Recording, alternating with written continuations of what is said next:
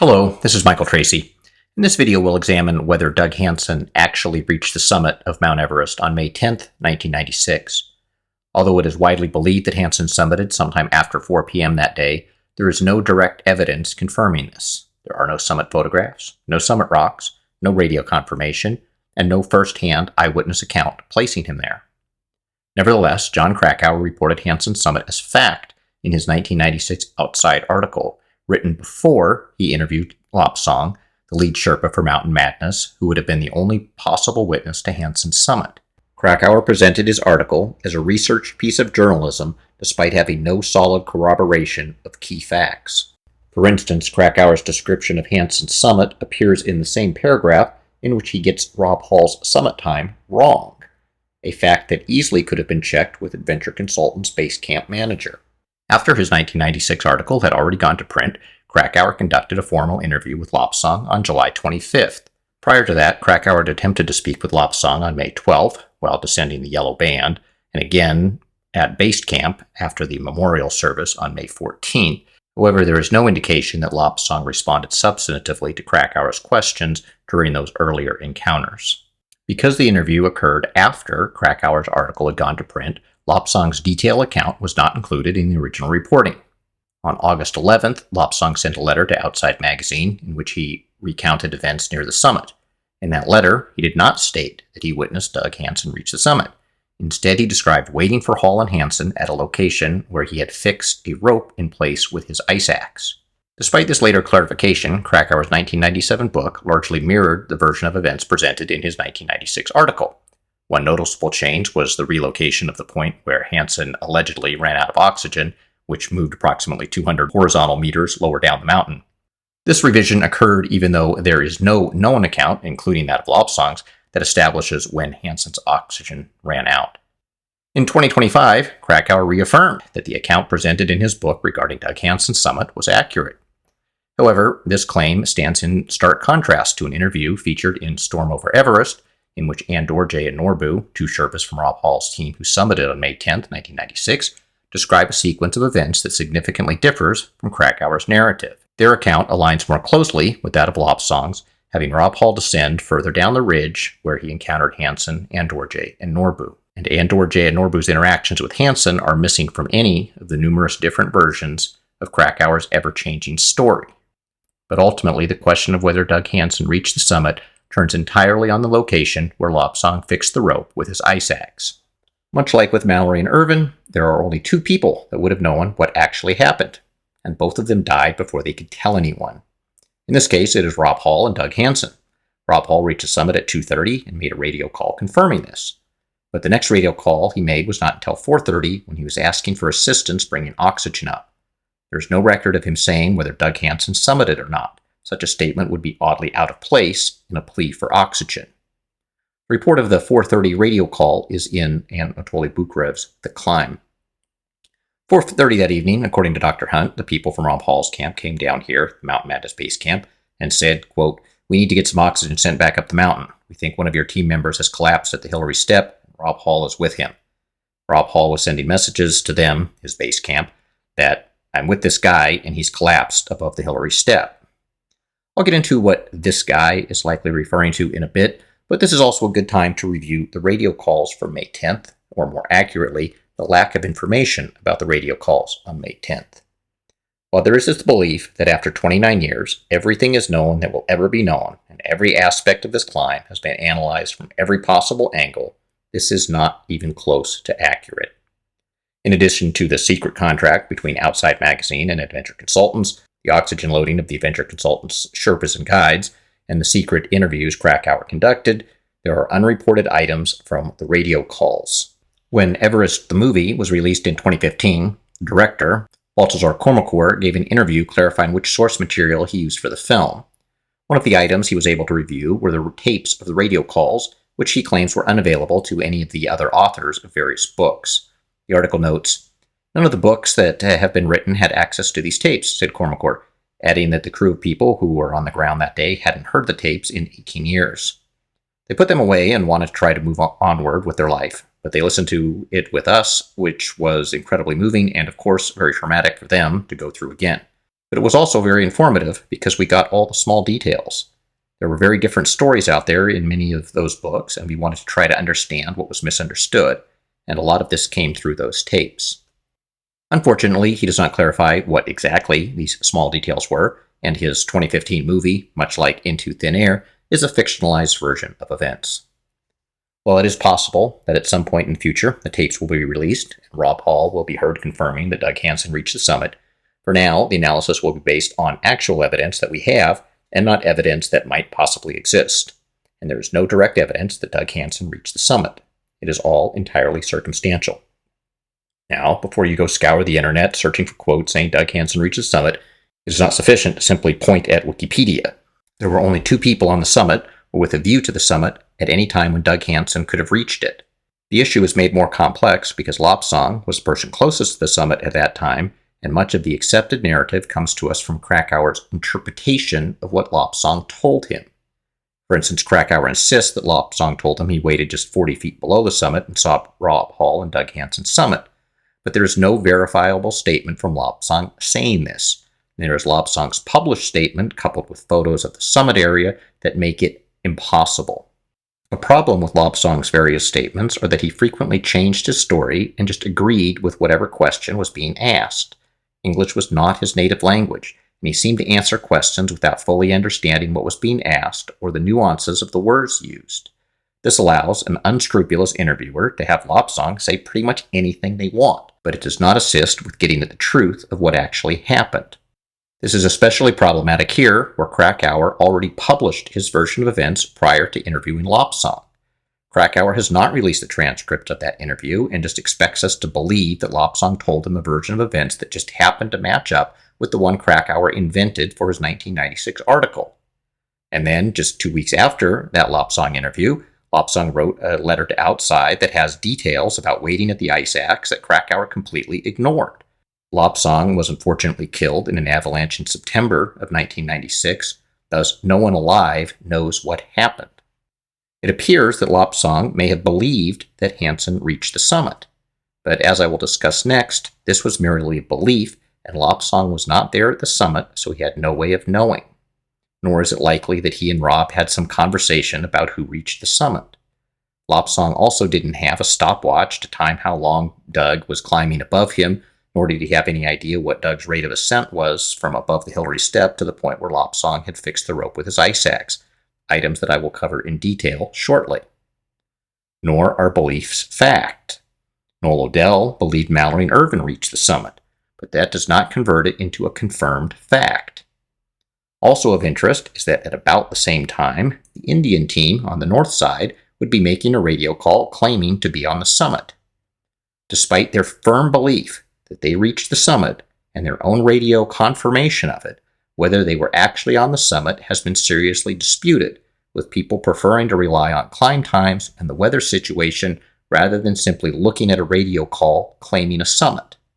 Fortunately, Lopsang did write a letter to Outside Magazine in August of 1996 where he provides a little clarification as to what happened, and this telling of events matches up with the radio calls, photos taken that day, and other accounts, so I generally accept it as correct, but I do not hang on every word nor try to parse it like it is some type of religious text. I take the major factual statements as being true, or in the case of the length of the rope, as close to true.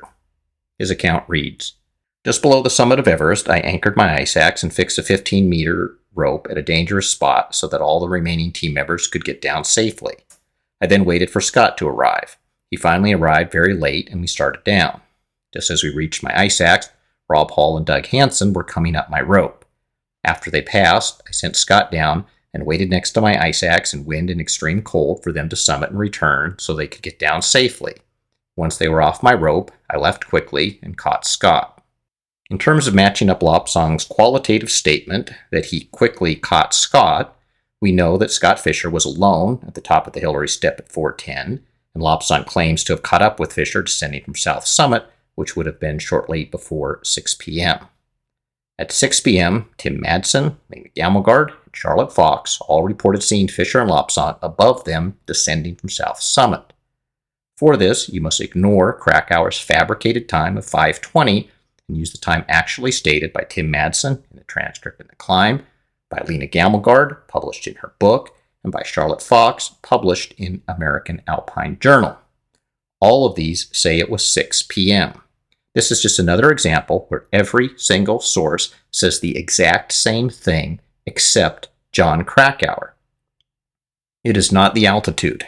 It is Krakauer's falsitudes that cause the problems. Using the actual facts, this means Lopsang's phrase quickly caught actually is an hour and a half. Thus the phrase just below the summit may not mean just a few feet or even a few meters below the summit. I'll get into exactly where Lopsang's ice axe anchored the fixed ropes, but it is above where Doug Hansen is in this photo.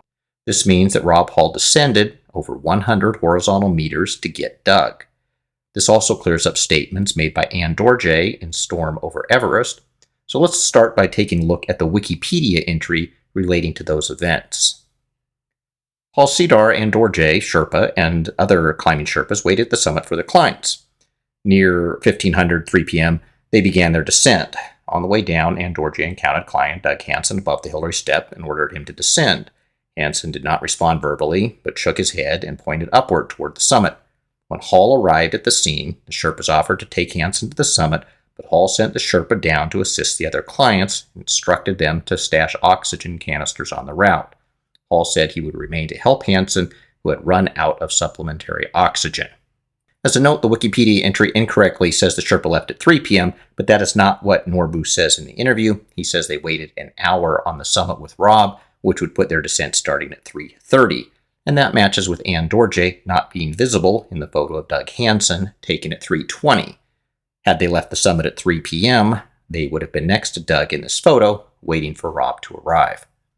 A number of people in the comments had asked about the interview with Anne Dorje and Norbu, and it does appear that interview accurately reported what happened, though that account is noticeably absent from Krakauer's 2025 chapters. And as this interview with the Sherpa is key to understanding what really happened, I am playing it here. I did edit out some of the commentator statements in between the Sherpas speaking.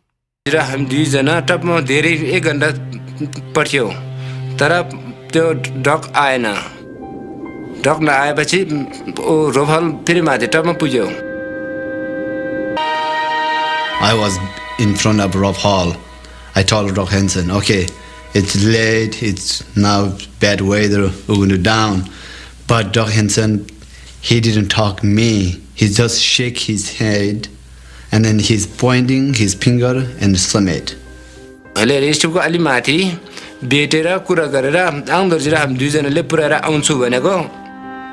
Rob told me, okay, I don't want to leave glance behind, you guys go ahead. You go ahead.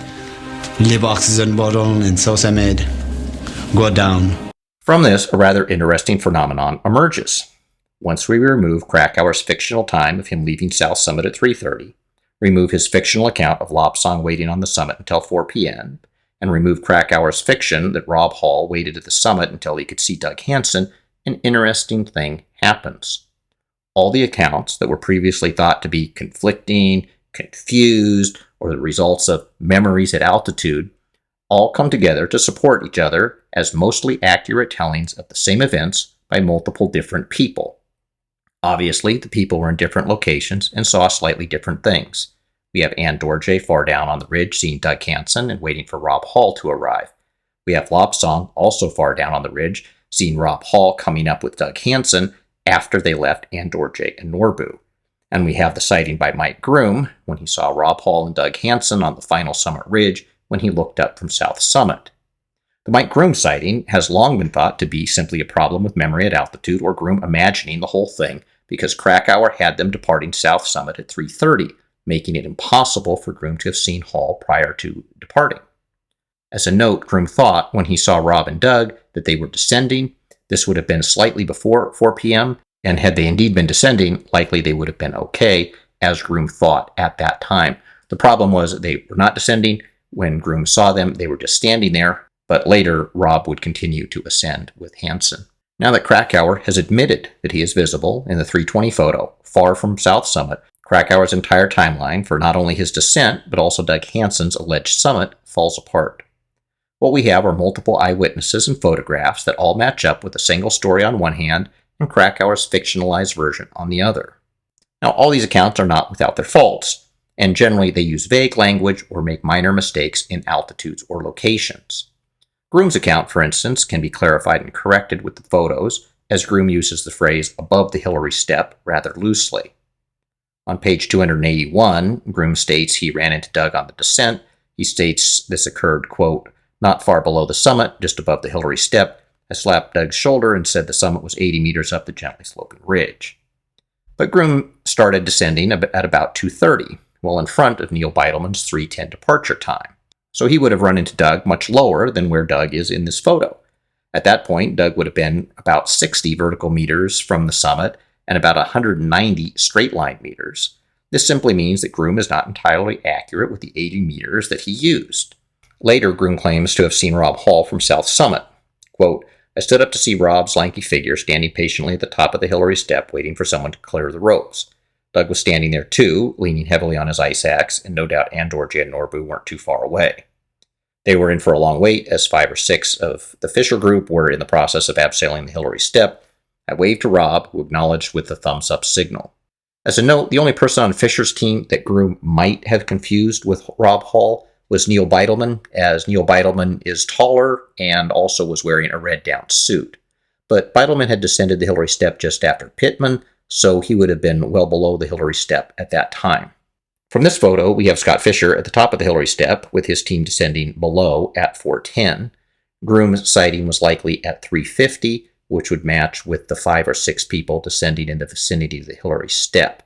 This puts Rob and Doug further up the ridge and not directly at the top of the Hillary step, but still in line of sight view. Groom's account in sheer will cannot be word for word accurate.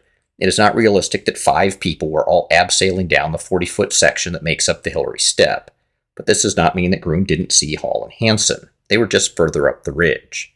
It would have been about 30 minutes after this photo was taken, and Hansen would have moved just about 36 horizontal meters in that time. In the Storm over Everest interview, Groom says he saw Rob Hall, or the person he thought was Rob Hall, on the, quote, Razorback Ridge to the Hillary step, which matches with the realistic sighting being further up the ridge. Looking at the statements of the people who were there and witnessed the actual events, rather than those of an author who has millions of reasons to tell a compelling story, the actual set of events has Doug Hansen much lower on the ridge, moving much slower, and Rob Hall coming down much further to assist him. For the known radio calls, it is unlikely that Rob and Doug could ascend to the summit from where Lopsang last saw them and get back to that location by 4:30 when the first radio call came in. Nor does the second radio call at 4:41 provide enough time to make it back realistically, a call that seems to have been from a short distance above the Hillary step. Now, this does not prove that Doug Hansen didn't reach the summit, but there is also no conclusive proof that he did. There are no photos, no summit rocks, no eyewitness accounts. If you want to believe Doug Hansen reached the summit, it is based entirely on circumstantial evidence. But if you alternately want to believe that Hansen was moving too slow and that there was not enough time to reach the summit, you can also believe that based on entirely circumstantial evidence. So let's look at all the evidence around Doug Hansen's summit. Starting with the last known photo of Doug Hansen, this is again the Neil Beitelman photo from 320 that has debunked much of Krakauer's into thin air. From this photo, we see Doug Hansen in the foreground attached to a fixed rope. The ropes above the Hillary step were initially fixed by Neil Beitelman and Martin Adams. Here's the transcript, as the details Beitelman says are extremely important. Beitelman is describing fixing the ropes above the Hillary step, and he is visible in this photo doing so. It was very long, maybe 100 meters. Martin was below me. I asked Martin if he would help me pay out the rope and tie the end to an anchor, which he did. I started up. I made it maybe 20 or 30 feet until the rope caught in rocks. I had to come back a little bit and wait. Martin finally helped me untangle the rope from the rock. I continued up to a snow stake, tied off the rope. There, the remaining 40 or 50 meters, I walked up further to fix. I didn't find another anchor. We didn't have anchors with us because we thought the Sherpas would. It didn't appear to be my job earlier to think about bringing anchors as well. I got to the end of the rope, and I didn't want to leave my ice axe because it was still steep and I wanted to self-arrest. I threw the end of the rope off the remaining 40 meters into Tibet so no one would grab the rope and think it was fixed and pull up. And then I continued up to the summit and arrived there about 1:25 to 1:30. In the transcript, Beitelman comes across as a very down-to-earth and competent person who is very detail-orientated. But those are not the reasons I believe Beitelman's statements. I believe Beidelman's statements because they match up with photographs and known terrain features of the mountain. Obviously, we can see Beidelman out in front of Martin Adams fixing the ropes exactly as he described. We can then verify the lengths he mentioned by looking at this drone photo. I'll show how I arrived at the measurements using Google Earth shortly. This section here is a dip in the mountain, which would be a natural point for a snow stake. Beidelman says he paid out either 50 or 60 meters of a long rope that he thought was probably 100 meters. Measuring the distance from the top of the Hillary Step to that location where one would expect a snow stake from a previous expedition, it measures approximately 50 meters. Thus, Beidelman's account matches with known terrain features on the mountain. From there, Beidelman said he went an additional 40 or perhaps 50 meters, but could not find an additional anchor. Importantly, he thought about using his own ice axe as an anchor, but decided against it because he preferred the safety of having it with him. He then said he threw the remaining rope over the side. The problem is that in this photo of Doug Hansen, Doug is above the 50-meter snow stake, which would be between him and Pittman, and yet the ropes are clearly fixed. This is not that Beidelman got it wrong. It is that Lopsang came along later and used his ice axe to fix the portion that Beidelman didn't want to give up his own ice axe to fix. There is a discrepancy between Lopsang saying he fixed 15 meters and Beidelman saying there was 40 or 50 meters of rope remaining. But for the photo taken at 3:20, Hansen is close to the edge of the ridge. There are only two places that occurs on that route, here and here. In a previous video, I'd used the lower location for Doug Hansen's location, and it is just about 10 or 15 meters below the higher location. If we use the lower location, there's no remote possibility Hansen reached the summit. Thus, this analysis will use the upper position, which is approximately 60-65 meters route distance above the Hillary Step. The rope is clearly fixed in that region, so the only issue is exactly how much did Lopsang fix. At the 100-meter mark, there is a rock outcrop, so Lopsang could not have used his ice axe to fix it there. Thus, we are left with somewhere between 15 and 40 meters that Lopsang fixed. As 15 meters would make it impossible for Hansen to have reached the summit, it's simply too short, I will use the 40 meters and note that Beidelman was routinely technically precise in his description of mountaineering tasks that he performed. There's also this photo from Michael Groom, which shows Lopsang, ice axe in hand, on the ascent, somewhere close to where Neil Beidelman took the 320 photo. From what can be seen of the rocks below, it appears to have been taken slightly above where Beidelman was. You can see there are no ropes fixed in this area at this time, and Lopsang clearly still has his ice axe in hand. Lopsang used only his ice axe to anchor the rope, so it had to be a rope that already had one anchor on the other end. It is not clear what Lopsang is doing in this photo. It is possible he is driving his ice axe into the mountain at that location. That is, it's not normal to put that much weight on your ice axe, or he could simply be exhausted and bent over his ice axe. We can rule out Lopsang fixing ropes anywhere near the summit. We have this photo from Beidelman looking down as the Mountain Madness team approaches. Lopsang is already on the summit. You can see there are no fixed ropes and no ice axes protruding anywhere. So the rope Lopsang described fixing must have been well below the summit and not in sight of the summit. The only place that works is him anchoring the loose end of Beidelman's rope. Based on the photographs and Beidelman and Lopsang's accounts, it appears that Beidelman fixed the first 50 meters of rope above the Hillary Step and tied into a snow stake. Later, Lopsang ran the rope out another 40 meters to a location below the rock outcrop and fixed it in place with his ice axe. As this is a key location where several important events took place, I will refer to it as the ice axe location. But most notably, from the ice axe location, you cannot see the summit. Now let's look at the additional facts. Fisher summited at 3:40. Norbu's account implies that he and Rob Hall and Ann Dorje left the summit together, and Ann Dorje notes that he was out in front of Rob Hall and that Rob Hall caught up to him after a very short interaction with Doug Hansen. Krakauer's account that Hall waited on the summit until he could see Doug Hansen is not supported by a single person's statement and is directly contradicted by Ann Dorje and Norbu's account. As a brief side note to explain why I'm not using information from the Taiwanese team, an early summit report from Elizabeth Hawley reported the summits of Maclo Gao and Rob Hall, but did not report that of Scott Fisher. This strongly implies that Gao summited prior to Fisher, otherwise Hawley would have had Fisher's radio report from the summit. Thus, Krakauer's account of Gao's summit time, which I discussed at length as being inaccurate in an earlier video, is now all but confirmed to be inaccurate. I will thus not be using anything from Krakauer's account of the movements of the Taiwanese team. Gao's version also contradicts Krakauer's, and it is consistent with the accounts of the three Sherpa, and I cover Gau's account in detail in the video about Gau's summit. Getting back to Doug Hansen, Lopsang reported departing the summit with Scott Fisher. So this has to be sometime after 3:40. On the way down, Lopsang and Fisher encounter Rob Hall and Doug Hansen, and Dorji and Norbu would have just left Doug and Rob, as Rob had instructed them to go down. This matches up with Michael Groom's account that he saw Rob Hall and Doug Hansen while he was still at South Summit and looking up. This sighting likely took place around 3:50. Had Rob Hall departed the summit prior to 3:40, it would be enough time for him to descend to that location at a normal pace and in line with the pace we know Scott Fisher later descended. As a note, this sighting of Groom by itself makes Doug's summit next to impossible, a key reason it was doubted for the past 29 years. We have this photo taken by Scott Fisher that Krakauer places at approximately 4:10 at the top of the Hillary Step. That is Sandy Pittman, Charlotte Fox, Tim Madsen, Lena Gammelgard, and Krakauer's time of approximately 4:10 for the photo appears to be correct, plus or minus a few minutes. That photo matches up with Lopsang's account that he and Fisher descended promptly from the summit. That is, Fisher had to leave well prior to 4 p.m. to make it down to the top of the Hillary Step at 4:10. Had Fisher left the summit at 3:50, it took him only 20 minutes to get to the top of the Hillary Step, which is descending at a normal pace. Most likely, Fisher left slightly before 3:50. In contrast, between 3:20 p.m., when Doug was on the final 30 meters of the fixed ropes, and roughly 4 p.m., when Lopsang and Fisher encountered Hall and Hansen at the top of the fixed rope, Hansen was just at Lopsang's ice axe, having made just 30 meters in 40 minutes. That is 30 meters straight line distance, not vertical meters.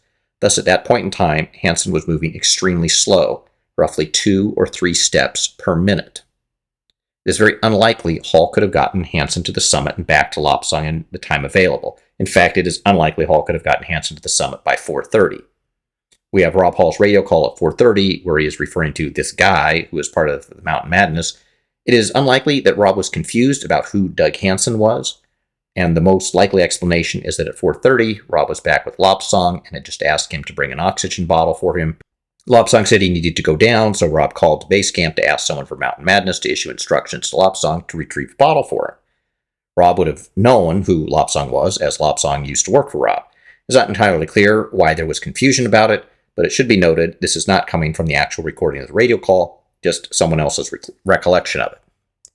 Now, at this point, we need to look at Krakauer's version of what happened. This is from his 2025 chapters, which repeats what he wrote in his 1997 book with no explanation as to why it changed from the 1996 article. In any case, Hall did not turn Hansen around at 2 p.m., or for that matter at 4, when he met his client just below the top.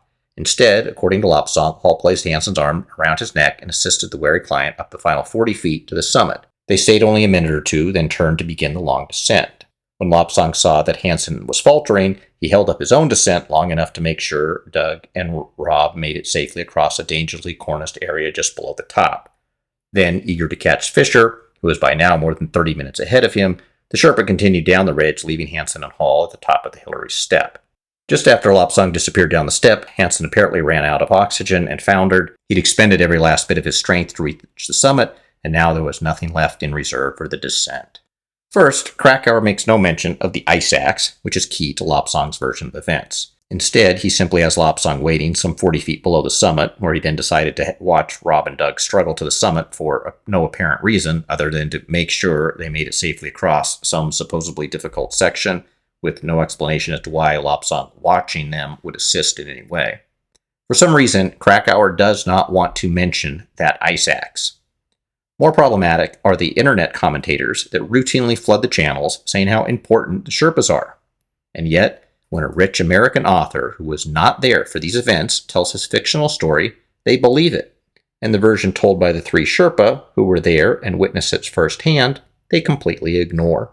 Getting back to Krakauer's version. Once Rob and Doug had reached the top 30 minutes later, Lopsang then hastily departed to catch up with Scott Fisher, and yet, even with a head start over Hansen and Hall, both Hansen and Hall somehow managed to keep pace with Lopsang the entire way to the Hillary Step. Now, if you do the math, using a 4:25 summit time, which would be 30 minutes after the 3:55 that Krakauer uses for Fisher's departure, this has Hansen climbing at 1.3 horizontal meters per minute up until 3:20. Then, from 320 to 355, Hansen managed to sprint up the mountain at 3.9 horizontal meters per minute.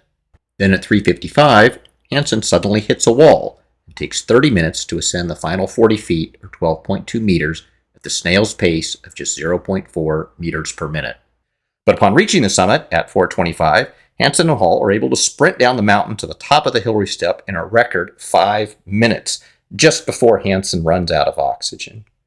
Even if you have Lopsang waiting for Rob to both summit and return to Lopsang's location, it wouldn't make any difference because Hall and Hansen's descent was so fast that this would add at most 30 seconds using Krakauer's timeline. In 2025, Krakauer had access to all the Mountain Madness transcripts. He had a copy of the climb. He had a copy of Sheer Will. He could have watched Storm Over Everest on YouTube, as well as the numerous other YouTube videos providing factual information about the 1996 disaster. And yet, with this wealth of information about what the actual participants said happened, Krakauer leaves out any reference to the ice axe, ignores Dorje and Norbu saying that Rob Hall came down to their location, and ignores the 320 photo, which has Hansen barely moving from the location Groom reported. Instead, Krakauer comes up with this 40 feet below the summit, invented out of thin air. There's no ice axe planted in the area below the summit. There's no fixed ropes in the photo. Krakauer was certainly aware of Lopsang's 1996 version that said he waited at the ice axe, as Krakauer wrote a letter in response to Lopsang's letter.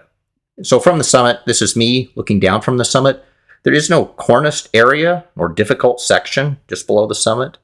This is Ryan Mitchell descending from the summit just beyond the area of rocks. Again, there is no difficult section. The most likely explanation of things is that Lopsang fixed the last piece of rope that Neil Beitelman had left unattached, as that is the only piece of rope that would have required a single anchor to put in place. Yet we can see that Krakauer is fabricating a story and cherry-picking statements to fit his narrative, rather than writing a story about what people told him. Krakauer was not there. He did not witness any of this. The accounts of what happened come from the three Sherpa, Lopsang, Dorje, and Norbu, and Krakauer ignored every single thing they said relating to this incident. There is simply no way that Hall and Hansen managed to keep up with Lopsang on the descent all the way from 40 feet below the summit to the top of the Hillary Step. Even if the top of the Hillary Step is interpreted loosely to mean the area within 100 feet of the top of the rock step, it still would not make any sense. Krakauer solves this by inventing that Hansen was on oxygen the entire time and only ran out just after Lopsang left. He uses the word apparently, and that is just Krakauer speak for I made it all up. Hansen was moving slowly the entire time and had barely moved between the time Mike Groom saw him on the descent and when Beitelman photographed him at 3:20. It is likely that Doug ran out of oxygen sometime prior to 4 p.m., as it appears he was climbing on 4 liters per minute above South Summit. Had Doug been using 2 liters per minute above South Summit, he would have had 3 hours at that flow rate left at 4 p.m. when he was with Rob. Rob could have cranked his oxygen up to 4 liters per minute, which still would have left 1.5 hours at the full flow of 4 liters per minute. Thus it appears Doug was not using 2 liters per minute above South Summit, but rather 4 liters, and ran out after 3 hours somewhere along the fixed rope on the ascent. I will also point out that with access to the original 35mm negative of Beitelman's photo, it is likely that the oxygen flow indicator would be visible enough to determine whether he had oxygen flowing at that time. Now, while it is possible that somehow Rob dragged Doug to the summit, given the time period involved, this is highly unlikely. Nor was there any need to turn Doug around. At that point, Doug would have been non-mobile. Doug would have had no ability to proceed towards the summit. Thus, we are left with an Everest mystery. Was Doug able to make it from the top of the fixed rope where Lopsang and Fisher ran into him at about 4 p.m. all the way to the summit and back to the Hillary Step in just 41 minutes? To answer this, we need an accurate model for the upper mountain. For building our model, we have this photo of the DJI drone, which gives a high-level overview of the final summit ridge. We also have this drone photo showing a side view of the lower portion of the final summit ridge. And we have this Google Earth image from May 2009, where you can see the trail left by the climbers, so you can pinpoint not only the Hillary Step, but also the exact route to the summit. And while the route varies from year to year, it would not vary significantly over this section of the mountain. For altitude references, we have this data from the Earth Science Department of Montana State University analyzing summit rocks from Everest. This data is slightly different from what you find on Wikipedia but I view the scientific publications' altitudes as more accurate than the sources on Wikipedia. This gives us a Google Earth distance of 197 meters from the top of the Hillary Step, following the route to the summit. Adding in the altitude gain and using some trigonometry, the angle is 18.5 degrees, and the total distance is 208 meters. When you fix a rope, you don't pull it taut. You might leave 5 or maybe even up to 10% slack. However, for the distances we are dealing with, this is not significant. Thus, I will use a total distance of 208 meters from the top of the Hillary Step, with the 100-meter rope fixing a little less than half that distance.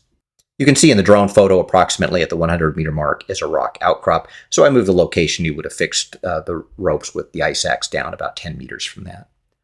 Using this, could Doug have made it to the summit and back in time? That does not seem likely. Hansen cleared the Hillary Step on the ascent either at about 2:35 according to Bukrev or a little before 2:45 according to Krakauer. Using the more realistic 2:35 time to clear the step and the known photo at 3:20, which we are assuming is 60 meters up on the rope, it took Doug 45 minutes to cover that 60 meters of rope. It is 208 straight line meters from the top of the Hillary Step to the summit. At that pace, it would have taken an additional 1 hour and 51 minutes just to reach the summit. Even giving him a 2:45 time at the top of the Hillary Step, this gives 35 minutes to cover 60 meters, and this would require a full hour and 26 minutes to reach the summit. As neither of those summit times are realistic for Hansen, let's look at Lopsang's account. Lopsang's account matches well with realistic times. We have Hansen 60 meters up the rope at 3:20, and at the end of the rope at the 90-meter mark at approximately 4 p.m. This gives Hansen about 1.3 meters per minute for the first 65 meters and 0.75 meters per minute for the next 35. This is normal. Doug was getting slower as the day progressed. From the end of the fixed rope, Doug would continue to slow until he could not go further. This would occur well below the summit, as that pace could not put him on the summit well until after 5 p.m. Lopsang reported Hall and Hansen ascending past him when he and Fisher were on the top of the fixed ropes. This is consistent with Dorje and Norbu seeing Hansen lower down and then being joined by Rob Hall, who sent the Sherpa down and started assisting Hansen. It would be at about this time that Mike Groom saw Rob Hall and Doug, as this would take place at about 3:50. The timing of the Sherpa's interaction with Doug Hansen completely undermines Krakauer's version. Dorje and Norbu left the summit at about 3:30. Normally would take about 20 minutes to reach the Hillary Step. If Doug Hansen was 50 or 60 feet from the summit, they simply would have walked him to the summit. Instead, they told him to go down and waited there for Rob Hall to come. This has Rob going down to just below the ice axe location, where he runs into Doug Hansen and the Sherpa. Rob starts back up and meets up with Fisher and Lopsang at 4 p.m. at the ice axe location. Scott Fisher descends the second half of the final summit ridge in just 10 minutes, and he is on top of the Hillary Step at 4:10, a timeline that makes perfect sense. Being at the ice axe location at 4 p.m. would allow Rob Hall to assist Hansen up the mountain for approximately 20 minutes before Hansen broke down completely. Rob Hall would then be able to get him back to the top of the fixed ropes where Lopsang was waiting with his ice axe at 4:30, where the first radio call was made, and then further drag Doug down the mountain for the 4:41 radio call. But there is simply no way that Rob and Doug could have been at the ice axe location at 4 p.m., make it to the summit, and back to the area around the top of the Hillary Step either by 4:30 or 4:41 for the radio calls. In fact, they could not even realistically make it to the summit by either of those times. If you want to believe Doug Hansen reached the summit at 4 p.m., this would mean him ascending the first 60 meters at 1.3 meters per minute and the remaining 148 meters at 3.7 meters per minute. Even if we push it out to 4:10, this comes to 3 meters per minute, more than twice the speed he was climbing below that. And the story of Doug Hansen reaching the summit has been so ingrained into the narrative that we want to make sure we didn't miss something. What if Lopsang didn't fix Beitelman's rope, but merely fixed a shorter 15-meter rope much higher up the mountain that just happened to have one of its ends already attached? The interesting thing with this analysis is that while all the photos provide a clear picture of what happened, really all you need is the one photo from Beitelman, the same one that debunked Krakauer's narrative about Pittman, and the same one that debunked Krakauer's timeline of the descent. Hansen is clearly clipped into a fixed line. If Lopsang didn't fix it, then Beitelman did. You still have the problem that Hansen is 60 meters up the rope at 3:20, and there is no way that pace allows him to make the summit.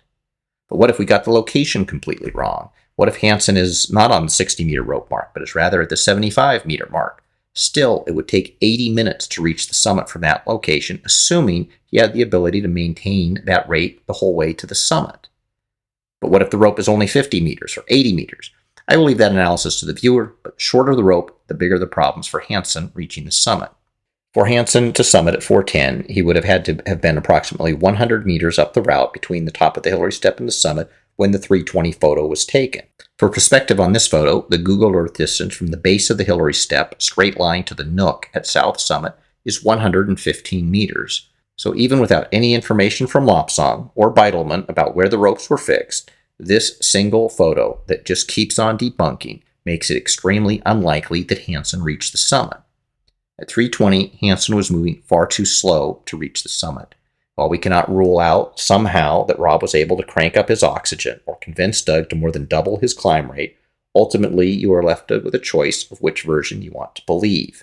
For the 1996 narrative, this makes a dramatic difference. It was always just assumed, based on the popular account written by Krakauer, that Hansen reached the summit.